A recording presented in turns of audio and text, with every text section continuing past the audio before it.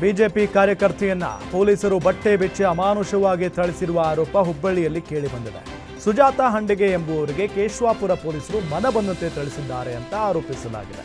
Congress corporate ಕೊಟ್ಟ ದೂರಿನ ಮೇಲೆ ಭೀಕರವಾಗಿ ಹಲ್ಲೆ ಮಾಡಲಾಗಿದೆ. ಮತದಾರರ ಪಟ್ಟಿ ಪರಿಷ್ಕರಣೆ ವೇಳೆ ಕೇಶವಾಪುರ ವ್ಯಾಪ್ತಿಯಲ್ಲಿ ಗಲಾಟೆ ನಡೆದಿತ್ತು.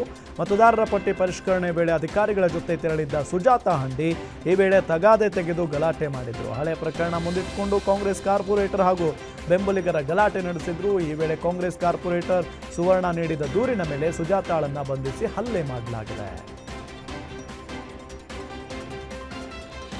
ಬಿಜೆಪಿ ಕಾರ್ಯಕರ್ತೆ ಸುಜಾತ ಹಂಡೆಗೆ ವಿವಸ್ತ್ರಗೊಳಿಸಿ ಹಲ್ಲೆ ನಡೆಸಿದ ಆರೋಪ ಸಂಬಂಧ Hubballi Dharwad police commissioner N Shashikumar ಪ್ರತಿಕ್ರಿಯೆ ನೀಡಿದರು.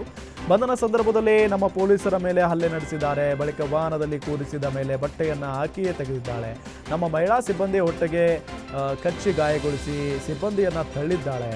ಆಕೆಯ ವಿರುದ್ಧ ಈ ಮೊದಲು ಹಲವು ಪ್ರಕರಣಗಳು ದಾಖಲಾಗಿದ್ದು 5 ಸಿಬ್ಬಂದಿ ಮೇಲೆ ಹಲ್ಲೆಯಾಗಿದೆ ಅಂತ ಹೇಳಿದರು.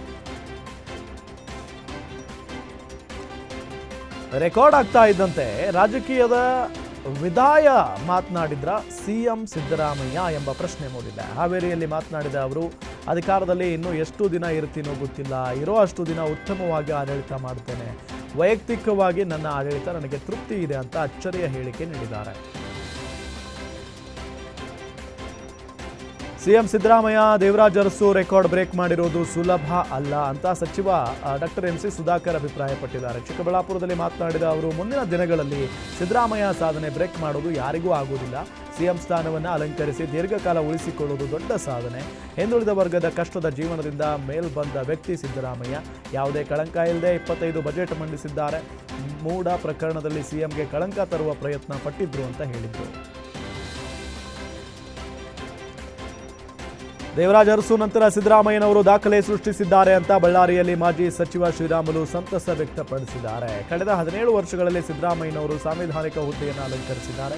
ದೇವರಾಜ್ ಅರಸು ಅವರ ದಾಖಲೆ ಮುರಿದಿದ್ದಾರೆ. ದೇವರಾಜ್ ಅರಸು ಅವರು ಬಡವರ ದೀನದಲಿತರ ಬಗ್ಗೆ ಕಾಳಜಿ ಹೊಂದಿದ್ರು. ಜೆಡಿಎಸ್ ಪಕ್ಷದ ಕಿರುಕುಳದಿಂದ ಹೊರಬಂದಿದ್ರು. ದೇವರಾಜ್ ಅರಸು ಹಾಗೂ ಸಿದ್ದರಾಮಯ್ಯ ಅವರು ಆಕಾಶ ಭೂಮಿ ಇದ್ದಂತೆ ಅಂತ ಹೇಳಿಕೆ ನೀಡಿದ್ದಾರೆ.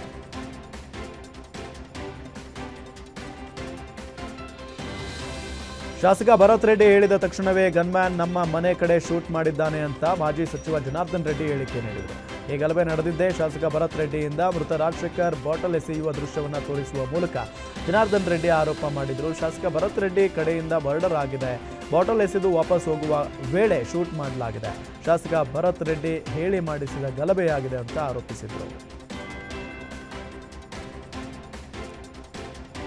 ಬಳ್ಳಾರಿಯಲ್ಲಿ ವಾಲ್ಮೀಕಿ ಬ್ಯಾನರ್ ಗಲಾಟೆಗೆ ಸಂಬಂಧಪಟ್ಟಂತೆ ಈಗಾಗಲೇ ಒಬ್ಬ SP ಅವರನ್ನು ಅಮಾನತು ಮಾಡಿರುವ ಸರ್ಕಾರ ಇದೀಗ IGP ವರ್ತಿಕಾ ಕಟ್ಯಾರ್ ಅವರನ್ನು ಸಹ ವರ್ಗಾವಣೆ ಮಾಡಿ ಡಾಕ್ಟರ್ PS ಹರ್ಷ ಅವರನ್ನು ಬಳ್ಳಾರಿ ವಲಯ IGPಯನ್ನಾಗಿ ನಿಯೋಜಿಸಿದೆ. ಇನ್ನು ಗಲಾಟೆ ಸಂಬಂಧ SP ಅವರನ್ನು ಅಮಾನತು ಮಾಡಿದ ಸರ್ಕಾರ ಬದಲಿಗೆ ತಾತ್ಕಾಲಿಕವಾಗಿ ಚಿತ್ರದುರ್ಗ SP ರಂಜಿತ್ ಕುಮಾರ್ಗೆ ಜಿಲ್ಲೆಯ ಉಸ್ತುವಾರಿ ವಹಿಸಲಾಗಿದ್ದು, ಇದೀಗ ಆ ಸ್ಥಾನಕ್ಕೆ ಗುಪ್ತಚರ ಇಲಾಖೆಯ ಡೆಪ್ಯೂಟಿ ಕಮಿಷನರ್ ಆಗಿದ್ದ ಡಾಕ್ಟರ್ ಸುಮನ್ D ಪನ್ನೇಕರ್ರನ್ನ ನಿಯೋಜಿಸಿ ಆದೇಶ ಹೊರಡಿಸಿದೆ.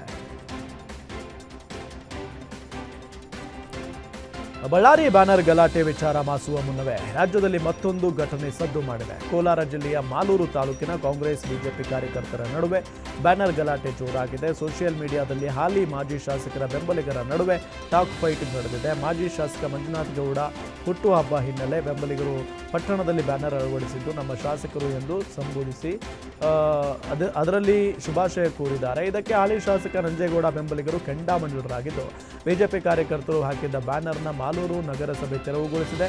ಇದಾದ ಬಳಿಕ ನಗರಸಭೆ ಪೌರಾಯುಕ್ತ ಪ್ರದೀಪ್ ಎದುರು ಕಚೇರಿಯಲ್ಲಿ ಐಡ್ರಾಮ ನಡೆದಿದೆ. ಹಣಕಾಸಿನ ವಿಚಾರಕ್ಕೆ ಸಚಿವೆ ಲಕ್ಷ್ಮೀ ಹೆಬ್ಬಾಳ್ಕರ್ ಪುತ್ರನ ಕಾರ್ ಚಾಲಕನ ಕೊಲೆಗೆ ಸ್ಕೆಚ್ ಹಾಕಿದ್ರಾ ಎಂದು ಶಂಕೆ ವ್ಯಕ್ತವಾಗಿದೆ. ಕಾರು ಚಾಲಕ ಬಸವಂತ ಕೆಡೋಲ್ಕರ್ ಮೇಲೆ ಸ್ನೇಹಿತರೇ ಹಲ್ಲೆ ಮಾಡಿದ್ದಾರೆ. ಬೆಳಗಾವಿ ತಾಲೂಕಿನ ಬೋಜಗ ಗ್ರಾಮದ ಶಿವಯ್ಯ ನಿತೀಶ್ ಎಂಬಾತನಿಂದ ಹತ್ಯೆಗೆ ಯತ್ನ ನಡೆಸಿದ್ದಾರೆ ಅಂತ ಪ್ರಾಥಮಿಕ ತನಿಖೆಯಲ್ಲಿ ತಿಳಿದು ಬಂದಿದೆ. ಚಾಲಕ ಬಸವಂತ ಸ್ಥಿತಿ ಗಂಭೀರವಾಗಿದ್ದು, ಇತ್ತ 2 ಆರೋಪಿಗಳು ತಲೆಮರೆಸಿಕೊಂಡಿದ್ದಾರೆ. 2 ಆರೋಪಿಗಳು ಮಹಾರಾಷ್ಟ್ರ ಅಥವಾ ಗೋವಾ ರಾಜ್ಯಕ್ಕೆ ಹೋಗಿರುವ ಸಾಧ್ಯತೆ ಇತ್ತು. ಬೆಳಗಾವಿಯ ಕ್ಯಾಂಪ್ ಪೊಲೀಸರು ಹುಡುಕಾಟ ನಡೆಸ್ತಾ ಇದ್ದಾರೆ.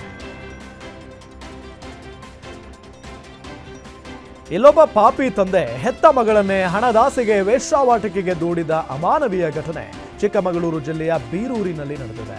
ಅದರಲ್ಲೂ ಆಕೆ ಅಪ್ರಾಪ್ತ ವಯಸ್ಸಿನವಳಾಗಿದ್ದು, ಆಕೆಯ ಅಜ್ಜಿ ಕೂಡ ಈ ಕೃತ್ಯಕ್ಕೆ ಸಹಕರಿಸಿದ್ದಾಳೆ.